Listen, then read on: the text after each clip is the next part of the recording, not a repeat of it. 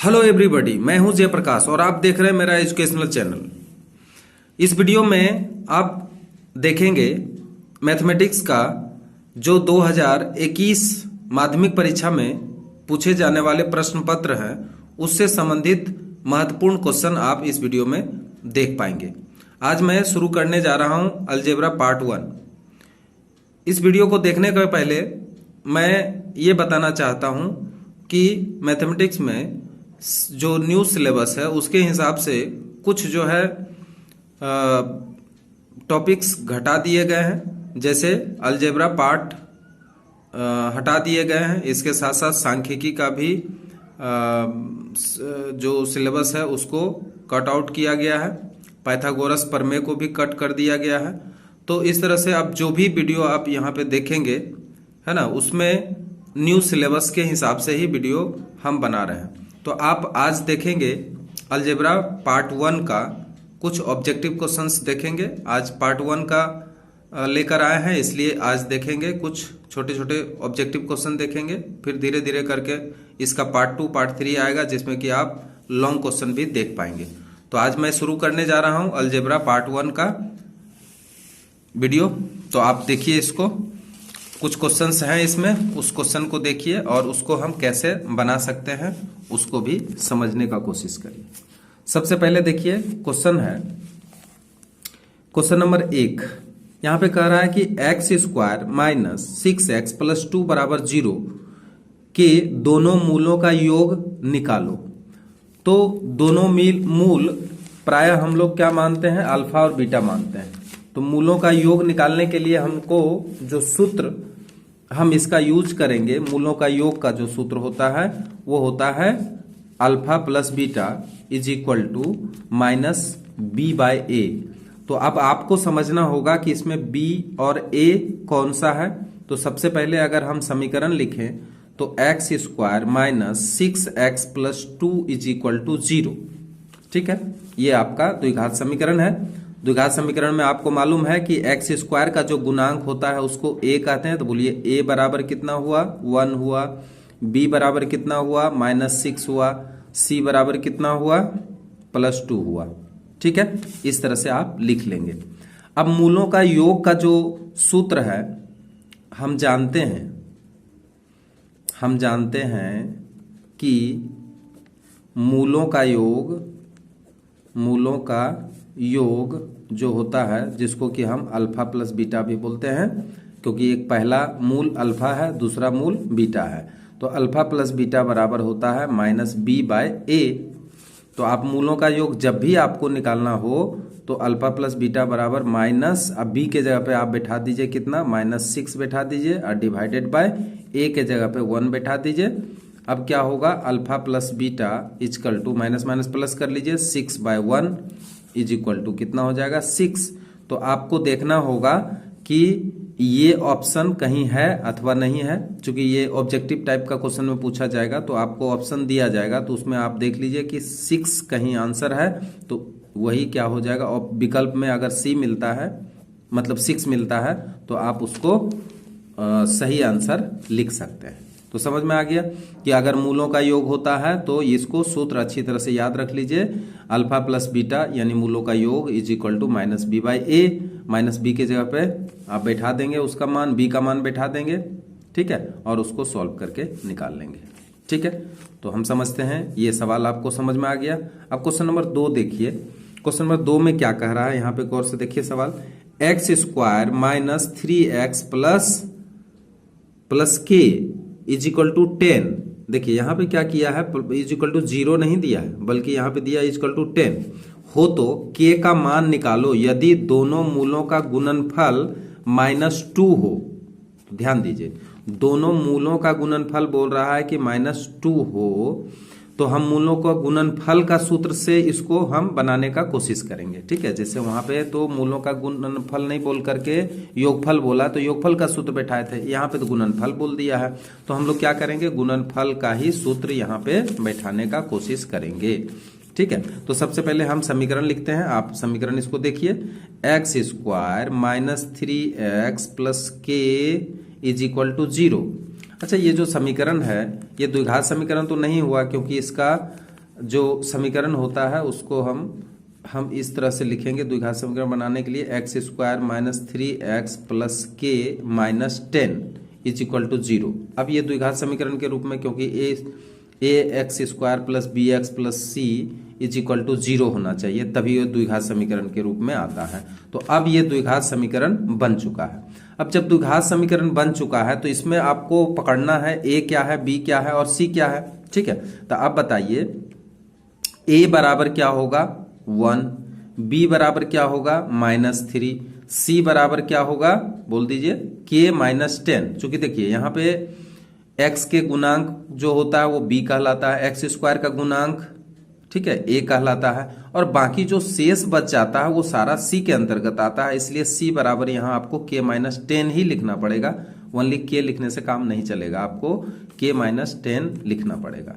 ठीक है, according to question कहा कि मूलों का गुणनफल कितना दिया है, मूलों का गुणनफल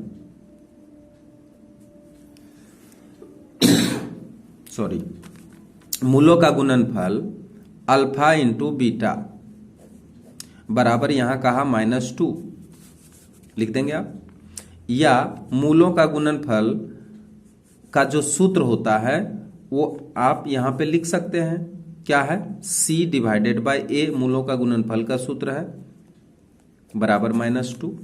अब बताइए मूलों का गुणनफल में आपको c बाय a, तो c के जगह पे आप क्या लिख सकते हैं k -10 डिवाइडेड बाय a के जगह पे क्या लिख सकते हैं 1 इज इक्वल टू -2। ठीक है, कोई असुविधा नहीं, क्रॉस गुना आप कर दीजिए तो क्या हो जाएगा k -10 इज इक्वल टू -2, या k इजकल टू -2 प्लस 10 कर सकते हैं, या k बराबर 8। देखिए 10 में 2 माइनस कर दीजिए, k बराबर 8, तो आपका k का मान निकल गया, लिख देंगे अतः k बराबर 8 आंसर। ठीक है, आप देखेंगे जहां पे ऑप्शन आपको मिलेगा उसको इस हिसाब से लिख देंगे। ठीक है, चलिए अब 3 नंबर क्वेश्चन चलते हैं, देखते हैं 3 नंबर में क्या कहा जा रहा है। A X square plus B X plus C is equal to 0। देखिए ये द्विघात समीकरण का ही मूल सूत्र है। ठीक है, समीकरण के दोनों मूल समान होने पर सी का मान निकालो। ठीक है, तो ये तो आप जान ही रहे हैं कि A X square plus B X plus C is equal to 0, ये है आपका द्विघात समीकरण का रूप। ठीक है, अब यहां पे बोल रहा है कि दोनों मूल क्या है, एक मिनट, यहां पे लिखा है दोनों मूल समान होने से सी का मान निकालो। दोनों मूल समान होने पर, बोलिए सूत्र क्या है, B square minus 4ac is equal to 0। दोनों मूल समान जब भी होता है जब B square minus 4ac is equal to 0 होता है। हमको तो यहाँ पे c का मान निकालने के लिए बोला गया है, तो बताइए, या बी स्क्वायर बराबर 4ac हम लिख सकते हैं, या c इजकल टू आप लिख सकते हैं B square divided by 4a, है ना, या इसको इस तरह से भी आप लगते हैं c बराबर बी स्क्वायर बटे 4a। तो आप देखेंगे कि ऑप्शन कहाँ पे ये है। अगर c का मान निकालने के लिए कहा जाए तो c बराबर आपको बी स्क्वायर बटे 4a आना चाहिए, और यही तब क्या होगा, आपका सही आंसर होगा।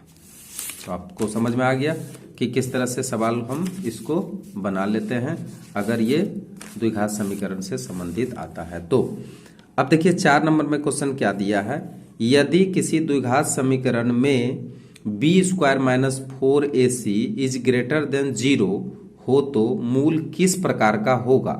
तो आप जानते हैं कि बी स्क्वायर माइनस 4ac अगर इज ग्रेटर देन 0 होता है तो वो होता है मूल वास्तविक और असमान होता है। तो इसमें आपको सवाल बनाने की आवश्यकता बिल्कुल नहीं है, आप डायरेक्ट लिखेंगे कि चूंकि B square minus 4ac is greater than 0 है, अतः इसका मूल कैसा होगा, अतः इसका मूल, इसका मूल मतलब इस द्विघात समीकरण का जो मूल निकलेगा, मूल क्या होगा, वास्तविक तथा असमान होगा। ठीक है, वास्तविक भी होगा और असमान भी होगा। इसको निकाल भी सकते हैं आप। एक जो मिलेगा वो दोनों अल्फा अलग मिलेगा और बीटा अलग मिलेगा, तो इसी को कहते हैं वास्तविक तथा असमान। ठीक है, तो 4 नंबर का में ज़्यादा कुछ करना है नहीं। अब चलिए 5 नंबर। 5 नंबर में क्वेश्चन दिया है कि 3x square plus 8x plus 2 is equal to 0 हो तो 1 by alpha plus 1 by beta का मान निकालो यदि दोनों मूल अल्फा तथा बीटा हो। ठीक है, दोनों मूल अल्फा और बीटा ही होता है, तो इसका मान हम निकालेंगे। ठीक है, तो देखिए इसमें दिया क्या है, जो दिया है उसको पहले लिखिए। क्वेश्चन नंबर 5 में देखिए क्या दिया है, दिया हुआ है कि 3x square plus 3 plus 8x, ठीक है, 8x plus 2, 8x plus 2 is equal to 0। ठीक, ये दिया हुआ है। हम यहाँ पे देखते हैं कि a बराबर क्या निकल के आता है 3, b बराबर निकल के आता है 8 और c निकल के आता है 2। ठीक है, तो हमको निकालना क्या है, यहाँ पे 1 बटे अल्फा प्लस 1 बटे बीटा का मान निकालने के लिए कह रहा है, तो उसके पहले आप अल्फा प्लस बीटा निकाल लीजिए। अल्फा प्लस बीटा बराबर माइनस बी बटे ए, माइनस बी के जगह पे आप माइनस 8 बटे ए के जगह पे 3 लिख दीजिए, और अल्फा इंटू बीटा भी निकाल लीजिए। अल्फा इंटू बीटा बराबर सी बटे ए, ये तो सूत्र है, इसको याद रखना चाहिए। बोलिए 2 बटे 3 निकल के आ गया। अब अगर हम 1 by alpha plus 1 by beta लेते हैं तो इसका एलसीएम ले लीजिए, अल्फा बीटा बिन का जोड़ कर लीजिए, तो बीटा प्लस अल्फा आ जाएगा, या अल्फा प्लस बीटा एक ही चीज़ है। अब अल्फा प्लस बीटा की जगह पे आप बैठा सकते हैं -8 बटे 3 और डिवाइडेड बाय कितना बैठा सकते हैं, अल्फा इंटू बीटा की जगह पे 2 बाय 3। अब इसको अगर हम सॉल्व करते हैं तो सॉल्व करेंगे तो -8 बाय 3 इंटू करेंगे तो 3 ऊपर जाएगा, 2 नीचे चला आएगा, 3 काट लीजिए और 2 से काट दीजिए 8 को, तो आएगा 4 बराबर -4।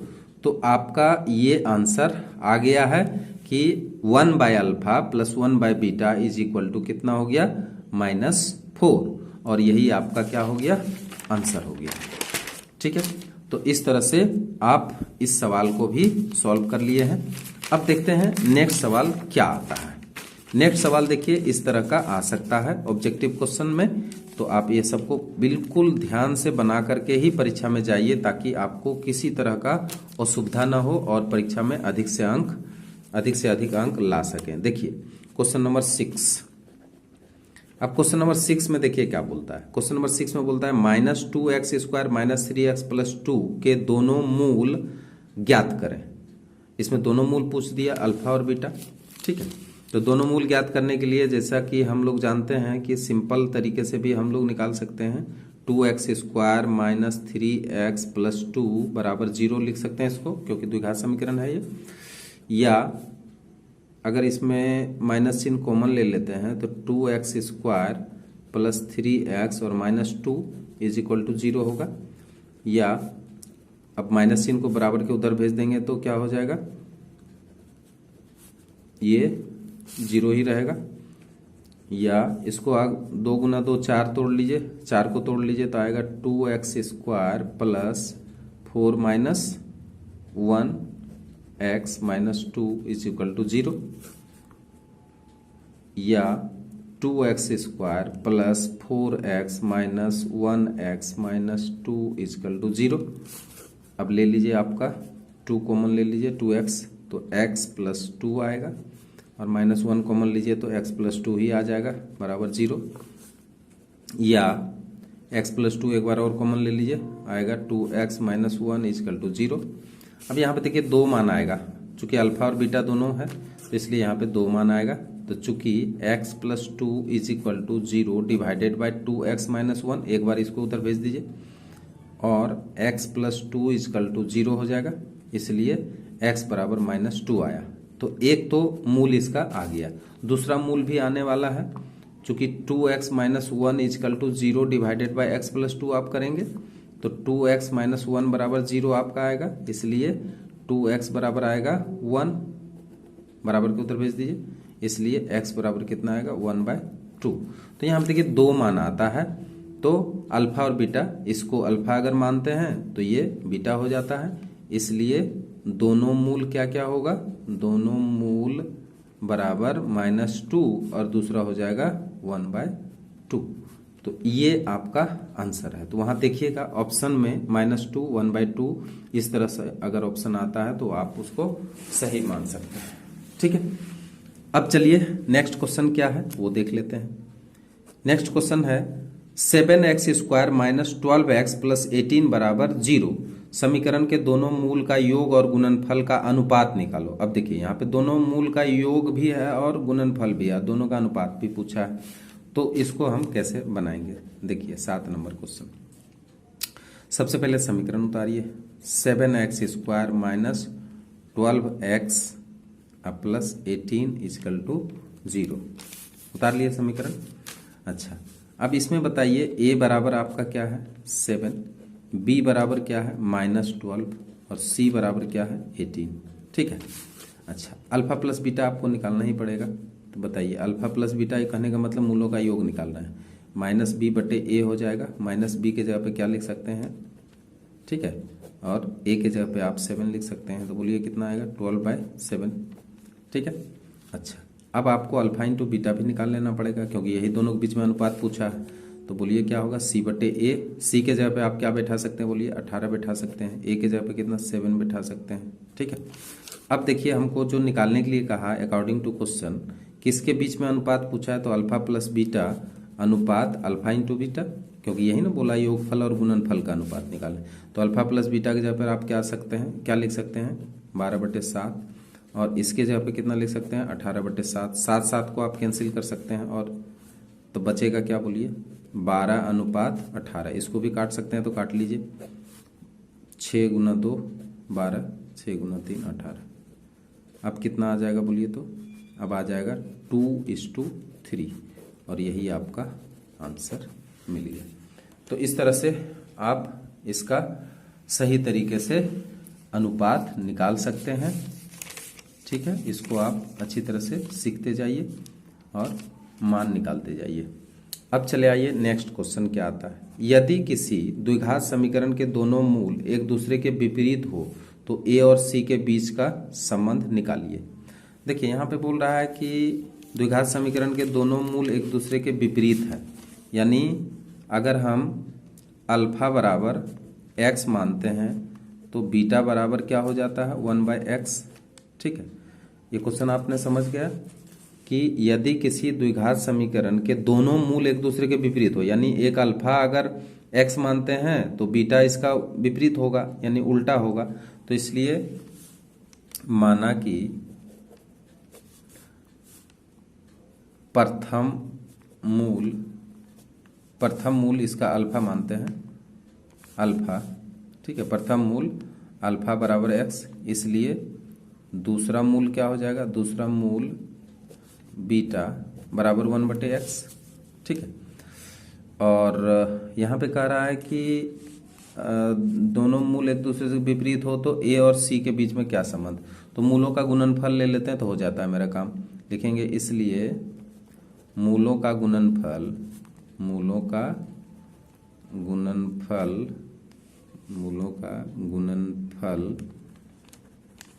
बराबर c/a। ठीक है, अच्छा मूलों का गुणनफल यानी होता है अल्फा इंटू बीटा बराबर c/a। अब बताइए अल्फा की जगह पे आप क्या लिख सकते हैं x और बीटा की जगह पे 1/x लिख सकते हैं कि नहीं लिख सकते। ठीक है, अब देखिए x काट लीजिए, 1 बराबर c/a आएगा। अब क्रॉस गुना भी कर लीजिए तो आएगा c बराबर a। तो अब बताया आपको कि a और c के बीच में क्या संबंध है, तो इसका मतलब दोनों समान है। लिखेंगे अतः a तथा c के बीच बराबर का संबंध है, बराबर का संबंध यानी दोनों क्या है, बराबर है। और अगर कहीं भरने के लिए आता हो तो c बराबर a आप भर सकते हैं। ठीक, जैसा क्वेश्चन आएगा उस हिसाब से आप इसको कर सकते हैं। अब नेक्स्ट क्वेश्चन देखिए क्या कह रहा है कि 9 नंबर क्वेश्चन हम बताने जा रहे हैं, इसको आप गौर से देखिए। X square plus x plus 1 बराबर 0 समीकरण के मूलों के वर्ग जिस समीकरण के मूल हैं, इसको समझना पड़ेगा अच्छी तरह से कि x square plus x plus 1 बराबर 0 ये एक समीकरण है, ठीक है, द्विघात समीकरण है, के मूलों का वर्ग, मतलब इसका जो मूल आएगा उसका वर्ग जिस समीकरण के मूल है ना, माने इसका वर्ग जिस समीकरण का मूल है उस समीकरण को निर्णय करें, ठीक है। तो यहां पे चूंकि ये 3 मार्क्स का क्वेश्चन आता है तो आपको रटना नहीं है, इसमें क्या करना पड़ेगा, निर्णय करना होगा, इसको स्थापित करना होगा। तो स्थापित करने के लिए आपको थोड़ा सा यहाँ पे ध्यान से समझना भी पड़ेगा कि किस तरह से हम इसको सॉल्व कर सकते हैं, ठीक। तो देखिए इसको हम शुरू करने जा रहे हैं, इसको अच्छी तरह से देखिए और समझिए कि यहाँ पे कहा जा रहा है कि एक समीकरण हमें दिया हुआ है, क्वेश्चन नंबर 9। समीकरण में क्या दिया हुआ है वो देख लीजिए। समीकरण दिया हुआ है x square plus x plus 1 बराबर 0, ये समीकरण हमको दिया हुआ है। तो इस समीकरण में बताइए कि a बराबर आपका क्या मिला 1, b बराबर भी क्या मिला आपको 1 और c बराबर क्या मिला 1, सब 1 1 मिल गया है आपको, ठीक है। तो अगर इसमें आप इसका दोनों मूल अल्फा और बीटा मानते हैं, इसके दोनों मूल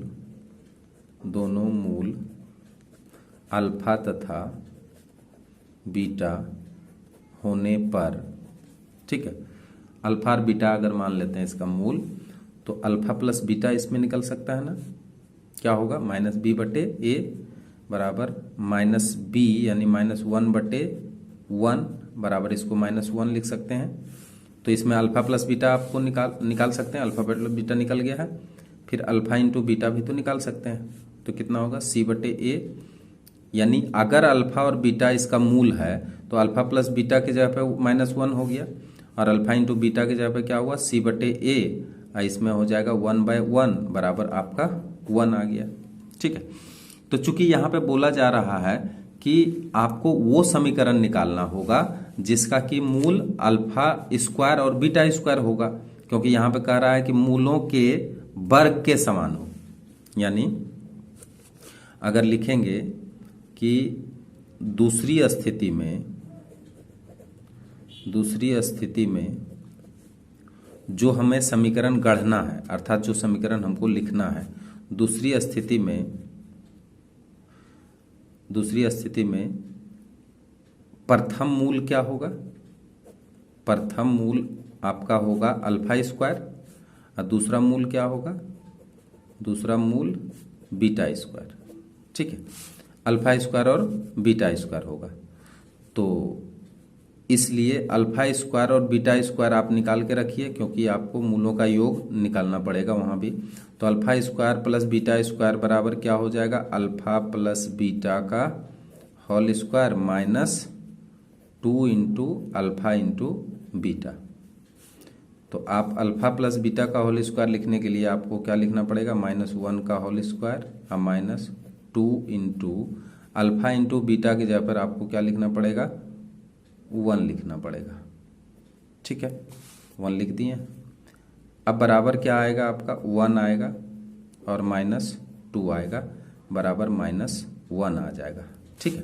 तो आप जान गए हैं कि alpha square plus beta square के जगह पर आपको -1 आप रख सकते हैं। किसके आधार पर, आपका जो ये समीकरण दिया है उसके आधार पर आप alpha square plus beta square की जगह पर -1 लिख सकते हैं, ठीक है। अच्छा, अब अल्फा इंटू बीटा यानी alpha square into beta square बराबर अगर हम लिखें कि अल्फा बीटा का होल स्क्वायर बराबर 1 का स्क्वायर बराबर 1, तो इसका मतलब क्या है कि अल्फा और स्क्वायर और बीटा स्क्वायर के जगह पे भी आप 1 लिख सकते हैं, क्योंकि अल्फा इंटू बीटा बराबर यहाँ पे क्या है 1 है, तो अल्फा स्क्वायर बीटा स्क्वायर बराबर भी 1 ही होगा, ठीक है। अच्छा, अब जो नया समीकरण बनेगा, इसलिए अभीष्ट समीकरण, मतलब जो समीकरण आपको पूछा जा रहा है, अभीष्ट समीकरण बराबर क्या आप बनाएंगे, x square minus alpha square plus beta square into x plus alpha square beta square is equal to 0। आप तो मेन समीकरण यही बनाने जा रहे हैं, है ना।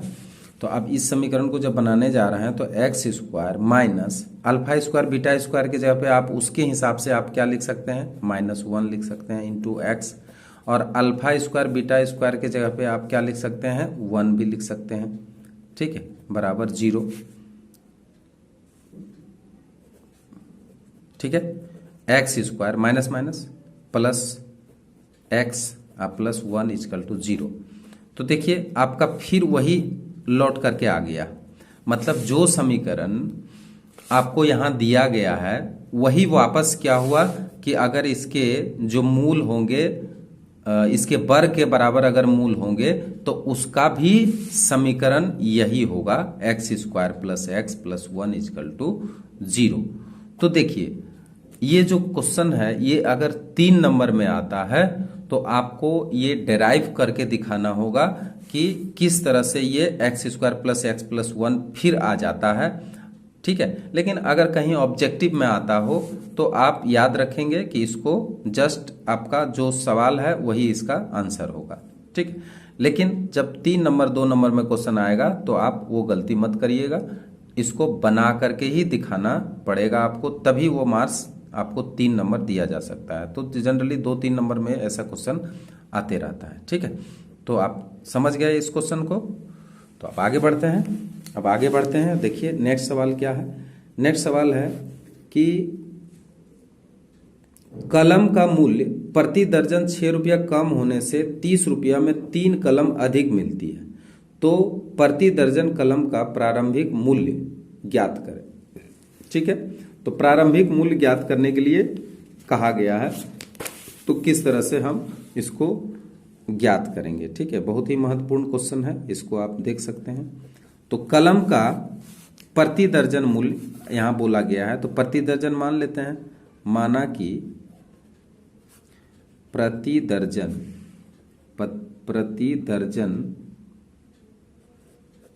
कलम मतलब 12 कलम का मूल्य बराबर x रुपया, मतलब 1 दर्जन आपको x रुपया में मिलेगा, ठीक है। तो यहां पे बोल रहा है कि 6 रुपया कम होने से 30 रुपया में 3 कलम अधिक मिलता है। तो 6 रुपया कम होने से कितना कलम मिलता है, तो 3 कलम अधिक मिलता है, कम नहीं मिलता है, अधिक मिलता है दाम कम होने पर। तो अगर मान लीजिए कि कलम का मूल्य 6 रुपया प्रति दर्जन है, तो चूंकि कलम आपको मिल कितना रहा है, 12 कलम मिल रहा है, कितना रुपया में, x रुपया में। तो यहां पे लिख तो सकते हैं कि चूंकि x रुपया में कितना कलम मिल रहा है, 12 कलम मिलता है, इसलिए 1 रुपया में आपको कितना कलम मिलेगा, 12/x। इसलिए आपको टोटल खर्चा कितना करना है, 30 रुपया खर्चा करना है। तो 30 रुपया में आपको कितना कलम मिलेगा, तो 12/x गुना 30। आप लिख सकते हैं 360 डिवाइडेड बाय x कलम, आप यहां कलम लिखेंगे, ठीक है। अब देखिए कलम का दाम प्रति दर्जन कितना घटा, कलम का मूल्य प्रति दर्जन कितना, 6 रुपया प्रति दर्जन 6 रुपया कम होता है, प्रति दर्जन 6 रुपया कम होने पर अब क्या होगा कि x माइनस 6 रुपया में आपको कितना कलम मिलेगा, रुपया में 12 कलम मिलेगा। इसलिए बोलिए 1 रुपया में कितना कलम मिलेगा, 12 डिवाइडेड बाय x माइनस 6 कलम मिलेगा। आपको खर्चा तो उतना ही करना है, कितना रुपया, 30 रुपया ही करना है। अब 30 रुपया करना है तो इस बार कलम आपको क्या मिलेगा, इस बार कलम आपको ज्यादा मिलेगा, है ना। इस बार कलम कितना मिलेगा आपको, ज्यादा मिलेगा, और वो ज़्यादा कलम कितना मिलेगा आपको, 6 कलम ज़्यादा मिलेगा, यानी ये 6 कलम आपका ज़्यादा है और ये 6 कलम आपका इसमें कम है ना। मान लिया इसमें 30 कलम आपको मिल रहा है, 36 कलम मिल रहा है, तो यहाँ पे 30 ही कलम मिलेगा। ठीक है, तो देखते हैं अकॉर्डिंग टू क्वेश्चन क्या बोला जा रहा है कि 6 कलम आपको ज़्यादा मिला, यानी 360 divided by x minus 6 minus 360 by x is equal to 6, क्योंकि आपको ये 6 कलम ज़्यादा मिल रहा है। अब ये समीकरण आपका बन गया है। अब इस समीकरण को आप अच्छी तरह से सॉल्व कर सकते हैं। 1 बाय एक्स माइनस 6 कॉमन ले लिए हैं 360, तो 1 बाय एक्स आ जाएगा आपका बराबर 6। चाहे तो आप इसको काट भी सकते हैं, 60 आ जाएगा। ठीक है, अब आप इसको भिन्न का जोड़ करके इसको उधर भेज लीजिए तो आ जाएगा x माइनस 6 आ जाएगा। इसको करिए तो आ जाएगा आपका x माइनस, इधर आ जाएगा x माइनस माइनस प्लस 6 आ जाएगा। ठीक है, और इधर आप इसको भेजेंगे तो 1 बाय 60 आ जाएगा, 6 छक 36। ठीक है, कट के इधर आ गया। अब देखिए यहाँ पे क्या मिल के आता है, x तो आपका कट गया। ठीक है, आ जाएगा 6 divided by x square minus 6x is equal to यहाँ पे आ जाएगा कितना, 1 बाय 60। ठीक है, अब इसको मल्टीप्लाई जब करेंगे तो एक्स स्क्वायर माइनस 6x और इज इक्वल टू आ जाएगा 360 आ जाएगा। ठीक है, इसको अगर हम इस तरह से मल्टीप्लाई करते हैं तो आपका 360 आ जाएगा। अब क्या आएगा, x square minus 6x minus 360 is equal to 0। ठीक है, अब इसको क्या करना पड़ेगा, इसको तोड़ना पड़ेगा। ये तोड़ने के बाद जो आपका समीकरण मिलेगा, ठीक है, जो आपका समीकरण मिलेगा या आपका x का मान मिलेगा वही आपका आंसर होगा। तो इसको हम तोड़ लेते हैं। हाँ, यहाँ पे देखेंगे कि यहाँ पे बोला गया है कि अगर प्रति दर्जन 6 रुपये कम में अगर कलम मिलता है, ठीक है, 6 रुपये कम में अगर मिलता है तो 3 कलम बोला जाता है इसमें अधिक मिलेंगे। ठीक है, तो यहाँ पे हम 3 बैठाएंगे, 6 नहीं बैठाएंगे, 3 बैठाएंगे। और 3 अगर बैठाते हैं तो इसको काटने के बाद आपका आता है 3 एकम 3 और 3 दूनी 6, यानी 120 आता है। ठीक है, इसको हम काट लेते हैं तो यहाँ भी आपका आ जाएगा 120। अब इसको जब हम मल्टीप्लाई करेंगे तो आ जाएगा 120 को अगर हम मल्टीप्लाई करेंगे 6 से तो 720 आएगा। ठीक है, आप बराबर के इधर लेंगे तो 720। अब इसको तोड़ेंगे, ठीक है, गुणनखंड में हम तोड़ लेते हैं तो एक्स स्क्वायर माइनस 6x और माइनस है 720 इजकल टू 0। अब इसको अगर तोड़ेंगे तो आपको 24 गुना 30 आप कर लीजिए तो आएगा कितना, 720 आ जाएगा। आप इसको तोड़ लीजिए उस हिसाब से कितना हो जाएगा, 30 minus 24x minus 720 is equal to 0, या एक्स स्क्वायर माइनस 30x अब plus 24x minus is equal to 0। अब आपको कॉमन ले लेना पड़ेगा, x माइनस 30 अब प्लस 24 कॉमन ले लीजिए तो आएगा x माइनस 30, इसमें भी वही आएगा। ठीक है, फिर एक बार कॉमन ले लीजिए, x minus 30 into x plus 24 is equal to 0। अब देखिए इसका तो नेगेटिव आएगा, इसलिए यहाँ पे 2 मान आएगा। चूंकि x माइनस 30 इजकल टू 0, इसलिए x बराबर 30 और दूसरा x प्लस 24 इजकल टू 0, इसलिए s इजकल टू माइनस 24। ये तो असंभव हो जाएगा, असंभव। इसका मतलब 30 रुपये दर्जन, हमने जो पेन का दाम माने थे वो 30 रुपये प्रति दर्जन हुआ। लिख देंगे अतः प्रति दर्जन कलम का प्रारंभिक मूल्य बराबर 30 रुपये। ठीक है, यानी 30 रुपया में 12 कलम मिल जाएगा। तो एक बार फिर से यहाँ पे देख लीजिए, यहाँ पे आपको क्या करना पड़ेगा, चूंकि यहाँ पे बोला गया है कि 3 कलम ही ज्यादा मिलता है। उस समय हम 6 कलम लिख दिए थे, जिसके कारण की कैलकुलेशन गड़बड़ा गया। तो आप देखिए 3 कलम ज्यादा मिलता है, इसका मतलब कि ये 3 कलम अधिक है इसके अपेक्षा, इसलिए इसको अगर हम डिफरेंस करेंगे वो 3 के बराबर होगा।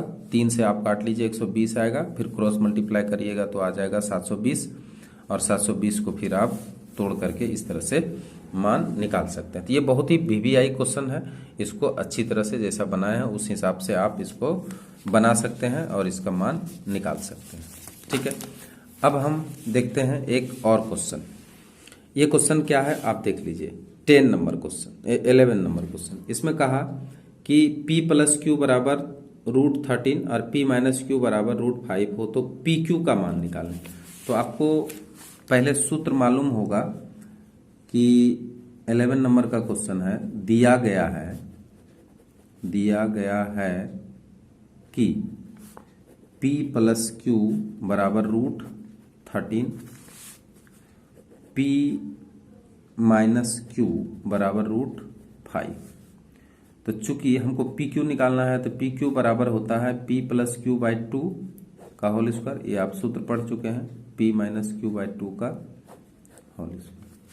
ठीक, तो पी क्यू बराबर, अच्छा देखिए p प्लस क्यू के जगह पे आपका √13 है, तो आप यहाँ पे लिखेंगे √13 बाई 2, इसका आपको होल स्क्वायर कर देना पड़ेगा, और यहाँ पे √5 है बटे 2, इसका भी आपको होल स्क्वायर। तो देखिए होल स्क्वायर और रूट साथ साथ नहीं रहता है, वो निकल जाएगा, तो 13 बाय आएगा 4 और माइनस यहाँ पे आएगा 5 बाय 4, रूट हट गया। ठीक है, रूट हट गया। अब पी क्यू बराबर आपको आएगा 4, यहाँ पे 13 माइनस 5, 13 माइनस 5 करिए 8 आएगा, 8 बटे 4, 4 को आप काट लीजिए 2 से, इसलिए आपका पी क्यू का मान निकल के आ गया कितना, 2 मान आ गया, और यही आपका आंसर होगा। ठीक, तो इस तरह से अभी जो आज मैंने अलजेब्रा का जो वीडियो बनाया है वो ऑब्जेक्टिव क्वेश्चन के लिए था। ये सब क्वेश्चन 1 नंबर 2 नंबर में आ सकता है ना, कुछ क्वेश्चन जो बड़े हैं वो 3 नंबर में आ सकता है। तो इस तरह से आप आज का ये जो वीडियो बनाया गया है इसको अच्छी तरह से देखिए और परीक्षा का तैयारी कर लीजिए। अगर वीडियो अच्छा लगा हो तो आप जल्दी से इसको सब्सक्राइब कर दीजिए, जो नए हैं वो सब्सक्राइब कर दीजिए, और जो पुराने हैं वो इस वीडियो को अच्छी तरह से देखिए और शेयर कर दीजिए, ताकि अन्य दोस्त भी इसका लाभ उठा सके। Thank you very much.